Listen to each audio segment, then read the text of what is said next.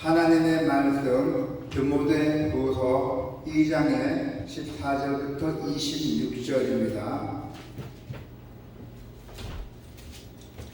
디모데후서 2장의 14절부터 26절.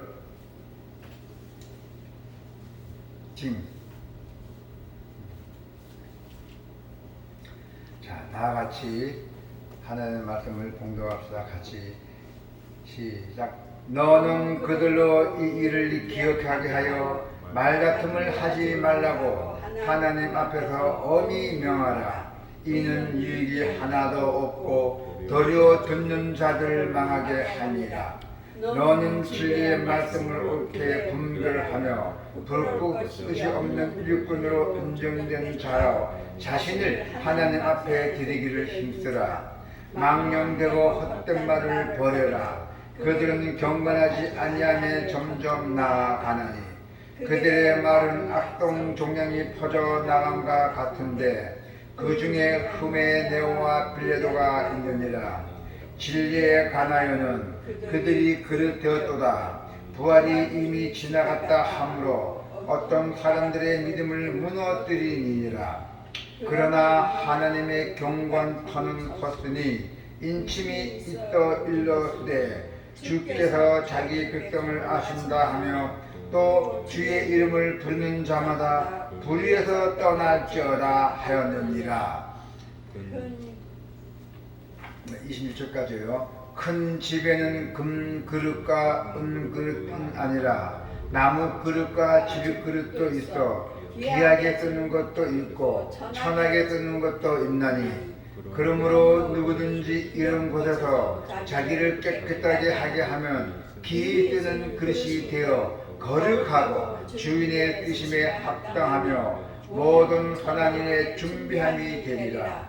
또한 너는 청년의 정력을 피하고 주를 깨끗한 마음으로 부르는 자들과 함께 의와 믿음과 사랑과 화평을 따르라.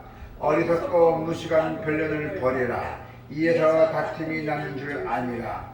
주의 종은 마땅히 다투지 아니하고 모든 사람에 대하여 온유하며 가르치기를 잘하며 참으며 거역한 자를 온유함으로 훈계하지니 혹 하나님이 그들에게 회개함을 주사 진리를 알게 하실까 하며 그들로 깨어 마귀의 올매에 벗어나 하나님께 사로잡힌 바 되어 그 뜻을 따르게 하실까 함이라. 아멘. 네. 자, 주님의 종으로 살아가기를 원한다는 것입니다. 이 바울은 진실로 아주 실천적인 설교자였어요. 아주. 그러나 그때도 그 와중에도 거짓 교사들이 하련 언변, 달콤한 말이죠. 하련 언변과 논리를 아주 여러분들에게 길을 죽었게 할 때 바울은 비록 나는 고난 중에서 있더라도 이 진리만은 하나님의 말씀만은 꼭 지켜야 되겠다. 똑바로 전해줘야 되겠다. 그래서 그 고난 중에서도 진리를 외치고 그 진리를 실천하면서 살아왔던 것입니다. 또 오늘은 이 바울이 그 말씀에 성경 말씀에 하나님의 말씀에 아주 1.1획도 어긋나지 않는 삶을 살아가는 그 비결을 여러분이나 저나 우리가 한번 배우게 됩니다. 자, 변론은 그치고 진리를 드러낼 것이라고 했잖아요. 그죠? 예. 14절에 보니까 그죠? 너는 그들 이 일을 기억하게 하여 말다툼 하지 말라고 했잖아요. 하나님 앞에서 엄히 명하라. 이는 유익이 하나도 없고 말다툼하게 되면 유익이 하나도 없다는 얘기예요. 도리어 듣는 자들을 망하게 한댔대요. 자, 그래서 바울은 그 진리를 드러낼 것이라고 분명히 말합니다. 그래서 바울은 교회 내에서 유익 없는 말다툼 그 말하고 했어요. 디모데에게 아주 강조했대요. 젊은 디모데에게 유익 없는 말다툼을 교회 안에서는 절대 하지 말라. 아주 강조했어요. 그리고 말다툼은 서로의 감정을 상하게 하잖아요. 그리고 또 관계성도 파괴하고 또 지도자에게도 신뢰를 잃게 되잖아요. 그래서 대선들은 그 유익 없는 말다툼 하지 말라는 것입니다. 그리고 헛된 말다툼을 빠지지 않으려면 어떻게 해야 돼요? 헛된 말다툼. 아무도 안 말. 자, 진리의 말씀을 올바르게 옳게 분별할 줄 알아야 돼요. 15절에 보니까 너는 진리의 말씀을 옳게 분별하며 부끄러울 것 없는 일꾼으로 인정된 자로 자신을 하나님 앞에 드리기 힘들어 하잖아요. 예. 진리의 말씀 아주 정확하게, 예. 이 말씀을 바르게 가르치는 일이었어요. 그리고 부끄러울 것이 없는 일꾼으로 도덕적으로 정결하고 흠이 없는 삶을 살아야 한다고 말하고 있어요. 자신이 가르치는 진리가 자신의 그 삶을 통해서 반드시 증명이 되어야 된다고요. 망령되고 헛된 말을 아주 버려야 해요. 이런 말은 거짓 교사의 특징이에요. 한 구절을 갖고 아주 다양한 말을 유혹을 해갖고 그걸 논리를 펴요. 한 구절 갖고 하나님의 말씀을 아닌 엉뚱뚱땅한 말로. 근데 이 사람들이 다 넘어가게 돼 있어요. 그 사람 얘기들은 다 넘어가게 돼 있어요. 인간은 만역하기 때문에. 그러나 예수 그리스도를 올바르게 믿는 자들은 절대로 안 넘어가죠. 흔들리지 않죠. 자, 그래서 이들은 이제 진리에서 벗어나서 예수님의 부활뿐만 아니라 그리스도께서 우리 죄를 위해서 죽으신 것도 부정했어요. 이 사람들은.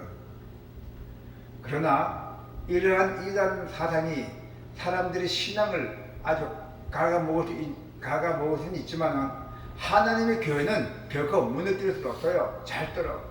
하나님 교회는 절대 무너뜨릴 수 없습니다.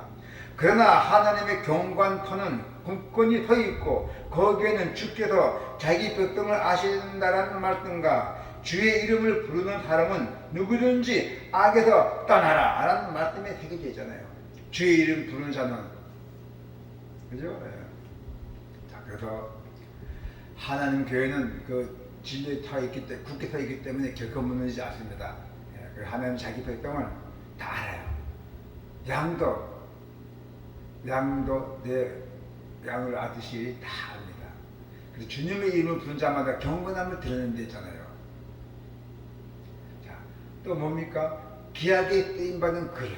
20절에서 22절에 보니까 귀하게 쓰임받는 그릇이라고 표현했잖아요. 교회의 일꾼들은 자주 그릇에 비유돼요. 그릇. 큰 집에 다양한 그릇이 있듯이 교회에도 다양한 인재가 있대요. 20절에 보니까 자, 큰 집에는 금 그릇과 은 그릇뿐만 아니라 나무 그릇과 질 그릇도 있어 귀하게 쓰는 것도 있고 천하게 쓰는 것도 있나니 했잖아요. 근데 그 그릇의 자체 보면 그 그릇 자체의 재료보다도 더 중요한 것이 뭐냐면은 주인이 쓰고자 하는 용도예요. 이 그릇을, 이 조그만 그릇과 큰 그릇이 있는데 그 주인이 어떤 것을 중요하게 쓰는가에 따라 있다는 용도예요. 어떤 사람은 하나님의 사랑을 받아서 선하게 쓰이지만은 또 어떤 사람은 그 멸망의 표본으로 쓰인 사람도 있어요. 그러므로 우리가 하나님께 귀하게 쓰임 받으려면은 먼저 내 자신부터 거룩해야 된다잖아요. 거룩. 우리는 항상 마음을 비우고 내 자신을 청결하게 살아야 한다고요. 그래서 하나님이 쓰시고자 하시던 언제든지 내 자신을 드릴 수 있도록 준비되어 있어야 돼요. 나의 자신이 깨끗한 것에 있어서 준비되어 있어야 된다는 것입니다. 그 뭡니까? 의, 믿음, 사랑, 화평 등을 열심히 쫓을 때 죄된 옛 습관을 버리고 예수 그리스도 안에서 새 생활을 할 수가 있다는 것입니다. 그리고 23절에 26절에 보면 온유한 주님의 종이랬잖아요. 자, 볼까요? 23절에 26절에 보니까 어리석고 무식한 변론을 버려라. 이에서 다툼이 나는 줄 아느니라 했잖아요.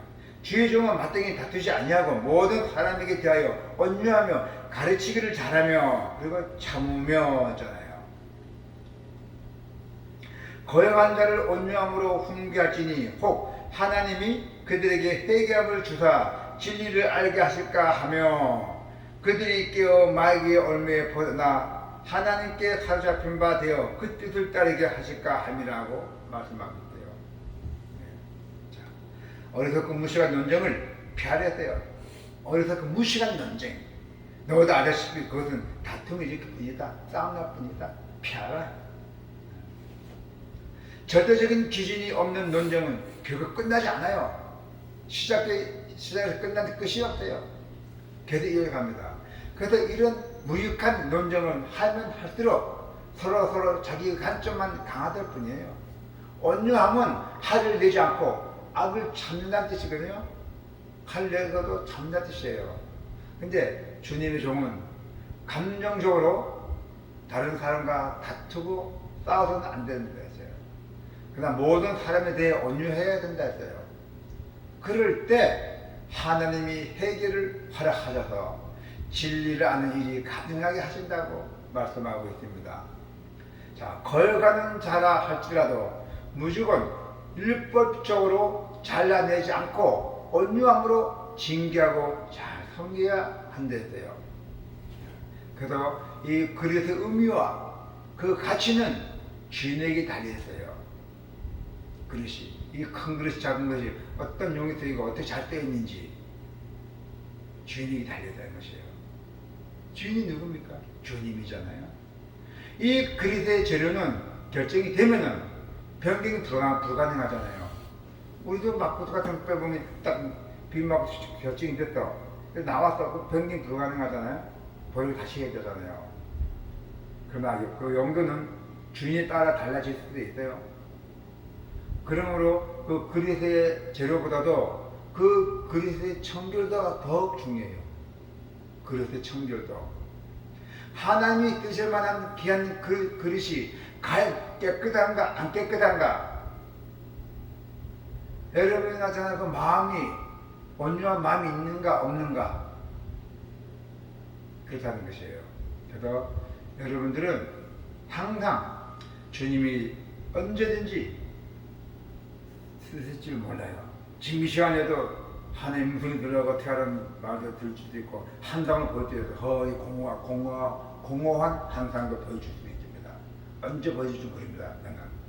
그래서 여러분은 항상 준비가 되어 있어야 돼요. 하나님의 말씀을 순종할 수 있는 준비가 되는 성도가 되시기를 축원합니다. 아멘.